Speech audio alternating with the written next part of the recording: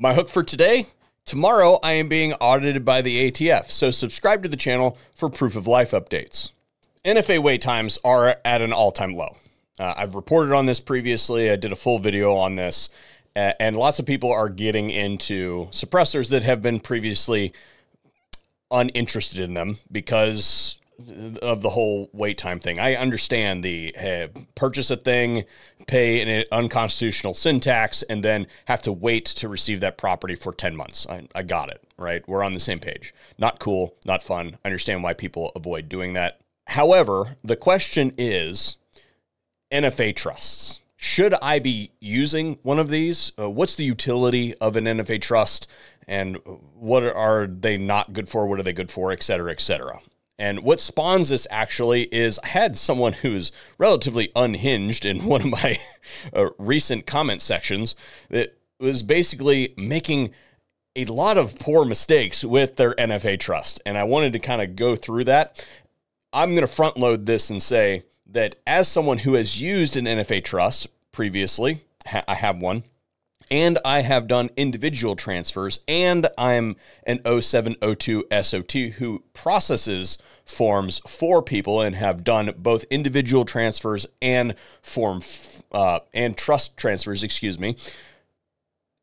I think that NFA trusts are pretty much useless in just about every instance, and that's what we're going to cover in today's video.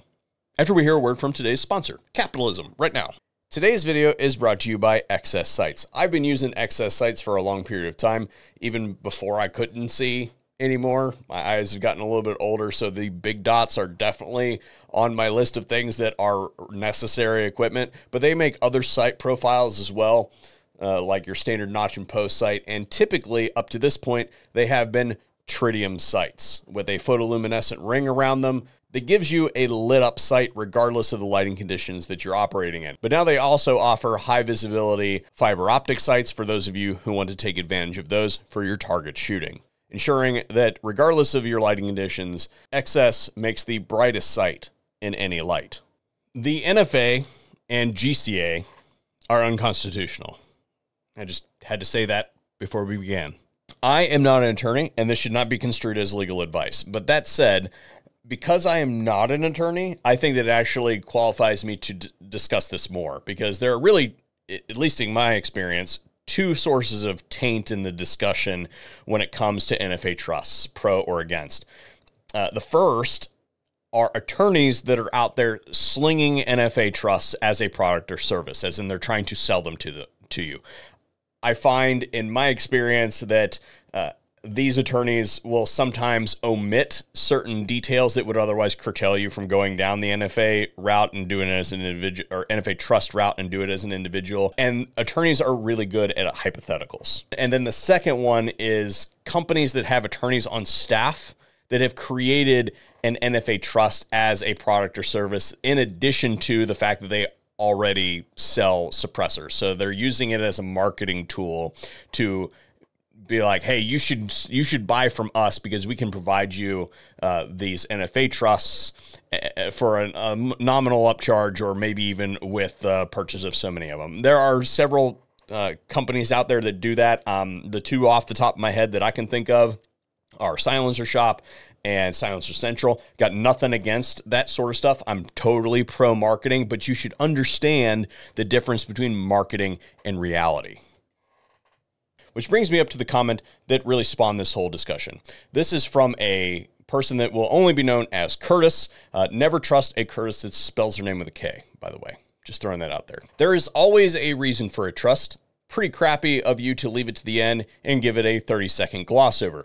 You're right, and that is why I'm doing a dedicated video now. Even though I've made dedicated videos in the past, I think that now that we're in a different situation than we were back then, that it would be relevant to do a dedicated video on NFA trusts again, and that's what we're doing here today. So there you go, Kurt. If you die and your suppressor is still a physical item without a trust, the government will take it. False, and we'll get to that here in a second. Let me finish reading the comment. It is against the law for your spouse or even a local sheriff's department to transport it. False on both counts. The officers of the law can absolutely obtain something that is considered contraband and transport it. Absolutely can. And if you are a spouse, then you have marital property rights. This whole like, oh, well, you know, my husband bought this thing and now he ran out of town for work or whatever, and he left his suppressor here, and they bust my door down and find me with a suppressor. They arrest me. That is not a thing. If you haven't figured out the trend, when you get married, your stuff now belongs to your wife, and your wife's stuff, you could argue she probably gets to keep that stuff, but she owns at least half of your stuff. Okay, let's just put it that way. I recently got the Speed K from Silencer Central. They do all the legal work for free, and I can add up to 2,000 people. We'll get back to the 2,000 people here in a second, but the Speed K is an actual silencer, so that's not like the name of their trust or anything like that. I already have a list of 150 people that I'll be adding. They offer a lifetime warranty. Even after I'm dead, they will replace it. Which is the wrong anyway, talking about a piece of equipment that could be used for my next 2 generations. And the discussion goes on. You can go read it. It's on my suppressor wait times at an all-time low video. The person in this comment is profoundly confused about how this whole thing works. So that's really the reason I wanted to make this video. And these are pretty good examples of things that they think work a certain way and they don't actually work that way. I think the lowest hanging fruit here is the lifetime warranty thing. And I'm going to tell you that most quality manufacturers out there of suppressors are going to provide you with a lifetime warranty for that product. That's part of the extra 20 or so % cost of suppressors in the US market, is that whole lifetime warranty thing.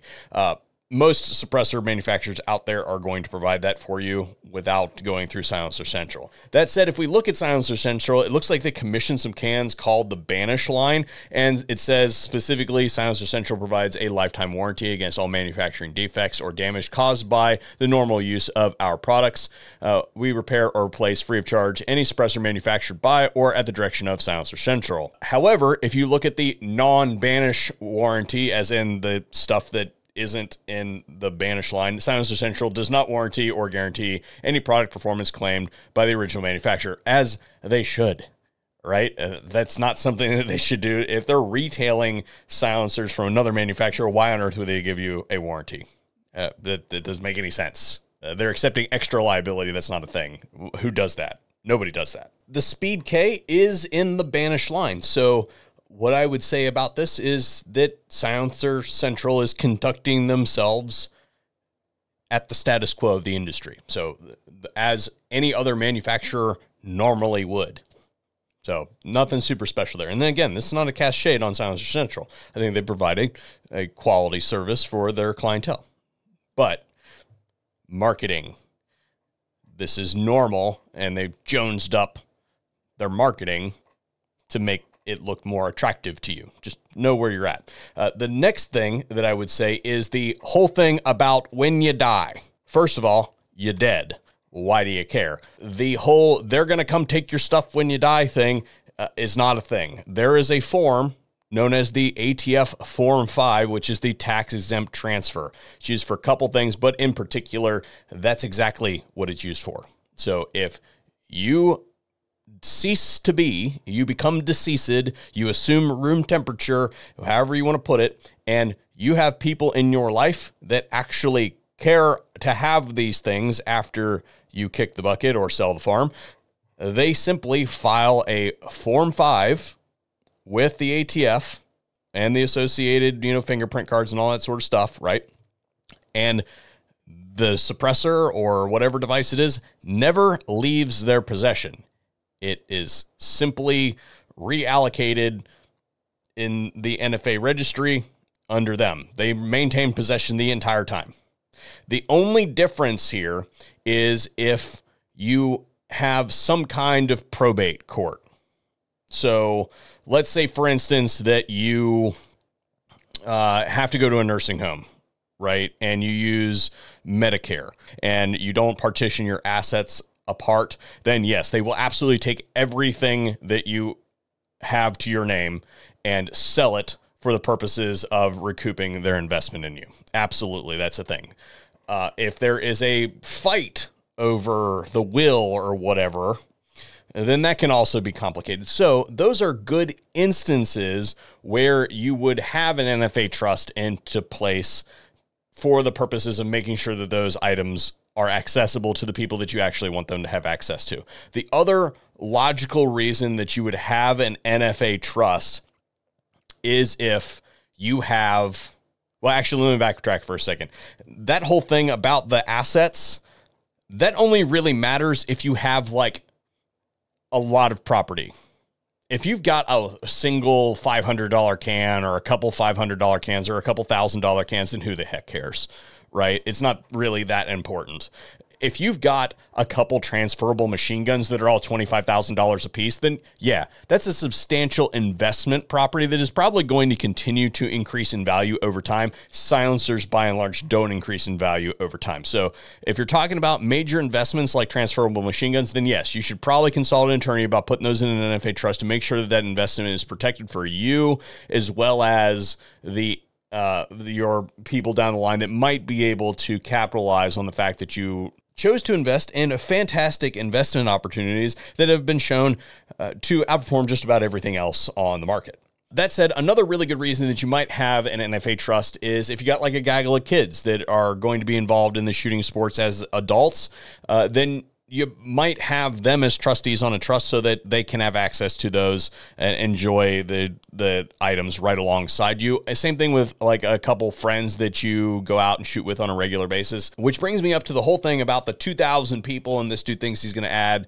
like 150 people immediately. That is a profoundly stupid idea, and that is for really two reasons. First off, and this one's probably a little bit nitpicky, but if you are adding a whole bunch of people to your trust, the question then becomes, okay, what are the assets that are being associated with all of these trustees? Are there enough assets here that we would consider this a viable trust, or is this a regulatory circumvention effort here, right? So what is the cause here? You might get your trust looked at by the IRS. Not really the ATF. The IRS here is what we're talking about. You probably did something else to get looked at that point in time. But the one that is more important, and I would say immediately impactful, is if you got a whole bunch of people on your trust. Every time you go to add a new asset to the trust, as in acquire a new suppressor, get a new SBR, whatever it is, when you submit that paperwork, every trustee on that trust must fill out a form with the associated fingerprint cards and all that sort of stuff. So if you add 150 people to that, that's 150 documents that you then have to attach to the application. You have now infinitely increased the complexity of your application. It's going to take forever to get that thing processed. And on top of it, just get it submitted, because you're going to have 150 people that you have to corral and get them to submit their paperwork in a timely manner. Or you're going to have to go around to each individual person and collect that paperwork. Good luck doing that electronically as well. So you're definitely in the paper realm.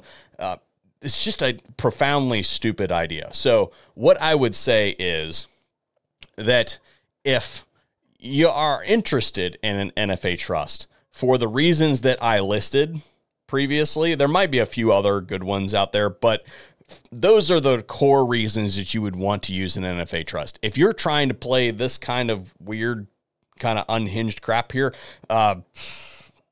again, this person is profoundly out of touch with the reality of the situation, and I think they're just probably a little bit excited about the fact that they finally purchased their first can, and they will figure out that everything that I just said is reality. So anyway, that is my dissertation on NFA trusts and why I think that they are, for the most part, pretty much useless these days after the institution of Rule 41F, which I believe, I'd have to check, but I believe that it's been the law of the land now for over a decade.